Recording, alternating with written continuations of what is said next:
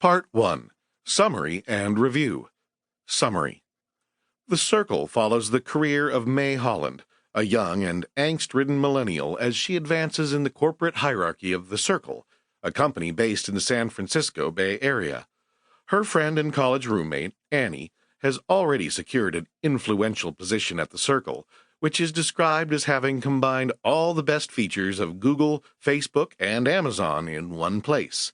May is happy to have the job, since it allowed her to move away from Fresno, her boring hometown, although she remains concerned about the health of her father and well-being of her mother. May is assigned to a position in customer service, quote, customer experience representative, and trained by Dan, a true believer in the social media community created by The Circle. While May shows immediate promise as a customer experience representative and is glad to have left her dead-end utility company job behind, she does not initially embrace the intensely interactive atmosphere at The Circle. Instead, she often leaves work at her scheduled time and takes solo kayaking trips out into the bay. She sometimes drives home to see her parents, since her father has multiple sclerosis and is dealing with medical bills, where she is regularly confronted by Mercer, her hulking ex-boyfriend. Mercer, who gained a measure of renown for the antler chandeliers he makes, scolds May for her work at The Circle and frequently expresses his belief that people should be left alone with their thoughts. As the story progresses, May is firmly encouraged to attend more corporate events and post more pictures and comments on her corporate social media accounts. In the course of attending these events, she meets Francis Garaventa, a talented Circle employee who is developing a chip to implant in the bones of children to prevent their abduction.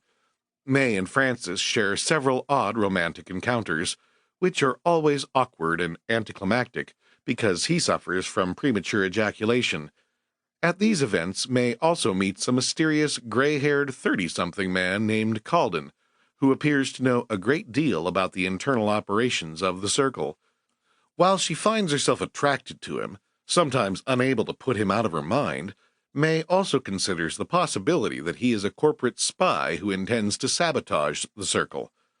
May's star in the company slowly rises due to her prodigious social media posting, eventually placing her among the top 2,000 employees, but she becomes more detached from the real world. Nevertheless, she grapples with her attraction to Calden, as well as a desire for a private life of her own, both of which are antithetical to The Circle's goals. When Francis uses her as the subject for a demonstration of an app designed to make dating easier, she recoils at the revelation of meaningless but semi-private information like the fact that she is allergic to horses.